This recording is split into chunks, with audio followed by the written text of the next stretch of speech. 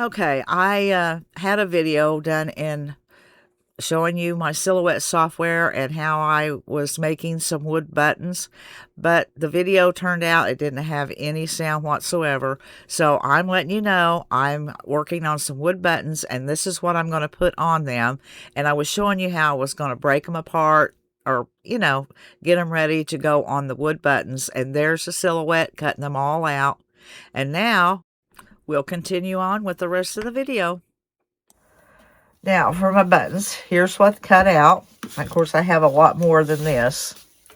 Like I said, I've done 38 of them. And I'm just going to take and cover each one. I'll get some of my Mod Podge off of there, because I am going to iron these on, and I'll let them dry. But for right now, I'm going to do what I have on the table. Should have got me a piece of masking tape and put down. And then set them on there so they wouldn't move around and I wouldn't have to hold them down. But I'll just finish this up and then I'll be back. Now, these are mostly dry. And I'm just going to match up my little holes there, and be very careful. See, I need to have that come down just a bit. That on there.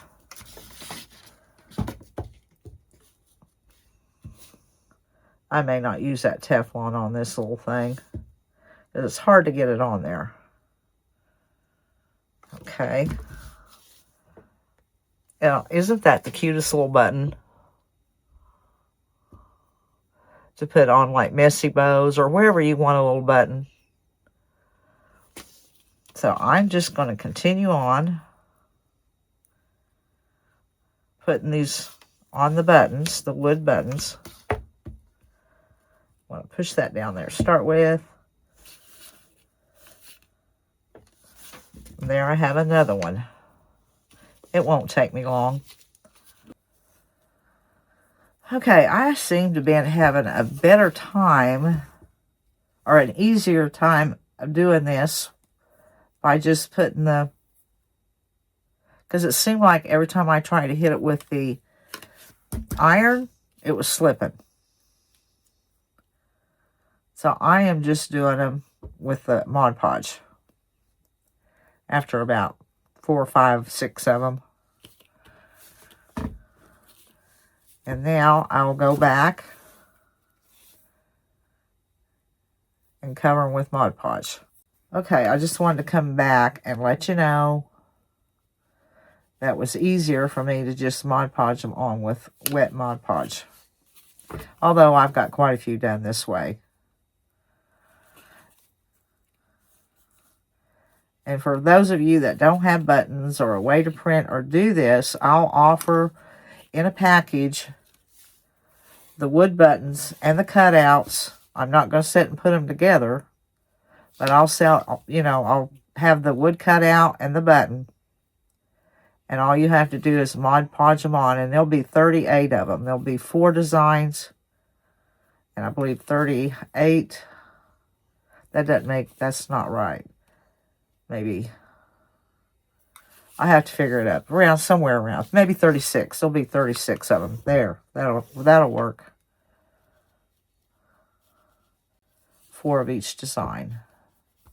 Okay, now I'm gonna finish these up and find something else to do.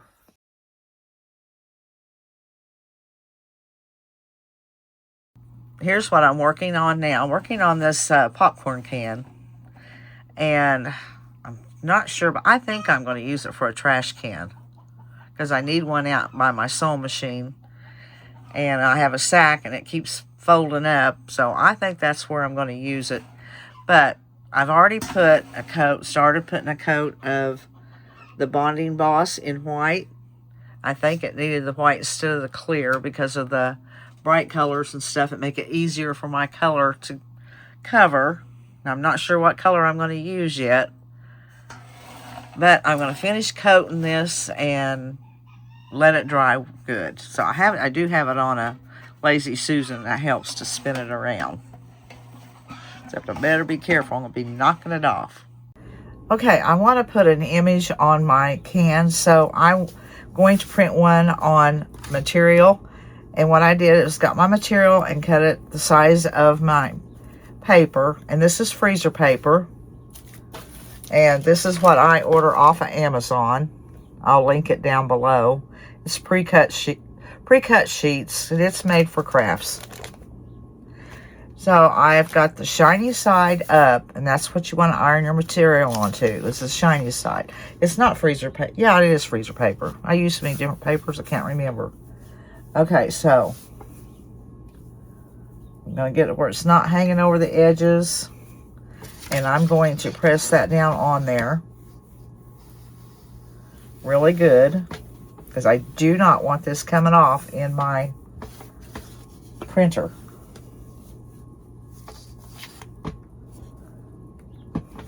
I want to make sure it's on there, because you can get a jam really bad.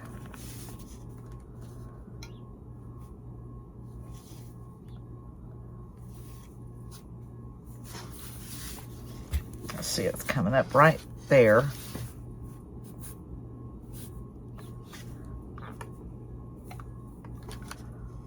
Yeah, I've got that turned up. Okay, now I'll take this. I'm going to turn it over and run it on this side too. But I'll put this in my printer, and I'll just print as usual. And then my material will be printed on. And I am using I'm going to use my Epson inkjet. Okay, it went right through. And it always, for some reason, even on my Canon, leaves some black on the edges. But it printed really good. It looks nice. Now I'll just peel that off the wax paper. And I will save this because this was a new piece, and I'll reuse it at least one more time. Maybe two. And here's what it looks like. And I'll trim this out. And it looks really nice. Now it's on material. And I have used this image before. I can't remember what it was on or where I got it. I'll look and see. I think this was Trailside Designs too, but I am not. Yes, it was Trailside Designs on Facebook. I get a lot of her images. And I did print this out on muslin, a little heavier muslin. I usually just print it out on the regular, like Waverly muslin. This is just a little bit thicker, and I wouldn't want to go real thick going through my printer, but it worked good. Okay, I've painted this. The first coat was with Dixie Belle Boss Bonding in white. And now I'm giving it a coat of, let's see, it's Dixie Belle Rustic Red. And I'll just cover the whole thing and let it dry. And I'm probably going to have to give it 2 coats, it looks like. Now, my paint is all dry, and I have mixed up some Mod Podge and instant coffee. And I have a chippy brush here. And I'm just going to drag it. Oh boy, got something on it.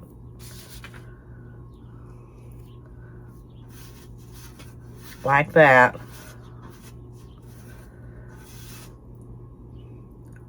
I tried this on something else. I had this brush in a sack, and it's kind of dried on me.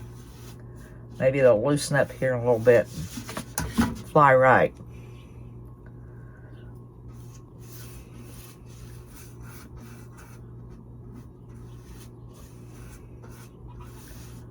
And this is Mod Podge and instant coffee. And I'm going to have to do it halfway and then let it dry because I'm rolling it.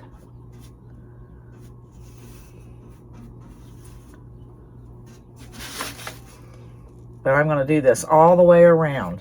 Alright, I have it all covered and it's dry. And I'm going to use Dixie Belle drop cloth now. And I have another chippy brush.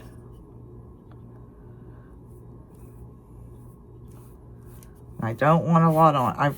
I'm starting on the back so I can get the feel of how much paint I need on the brush. I don't want to do a lot.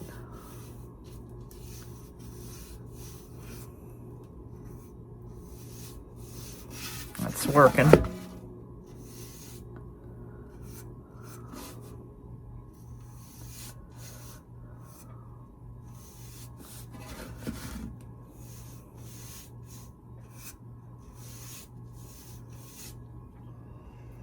I want to put a little more on it so I don't have to push so hard.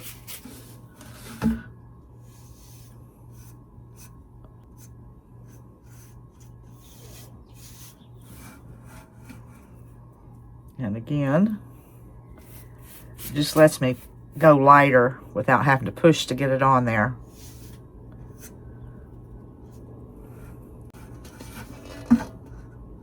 Kind of holding it up because I don't want to hit where I've already went.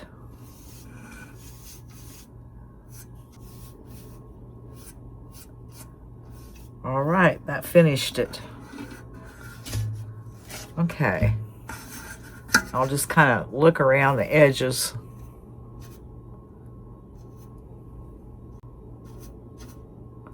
Okay, that's done. Then after that dries, we'll put the image on there. Okay, now I'm adding Mod Podge to my image on the back side of it.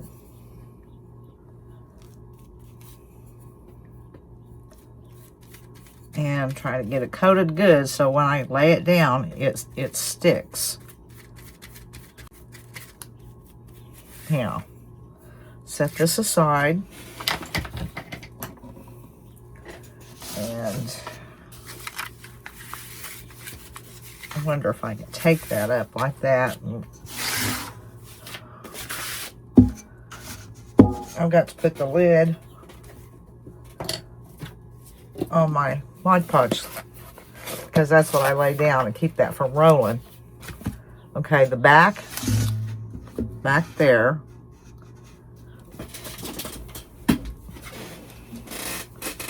And let's see. Yeah, right there.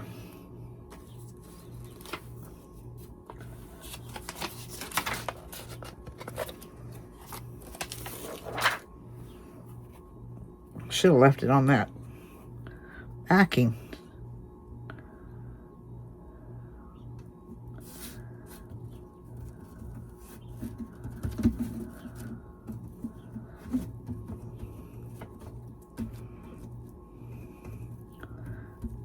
Then when I get this patted down, I am going to go over the top of it with the Mod Podge. A lot of it's already soaked through, but I want to make sure it's all down good. And then I'm going to let it dry and it'll be done.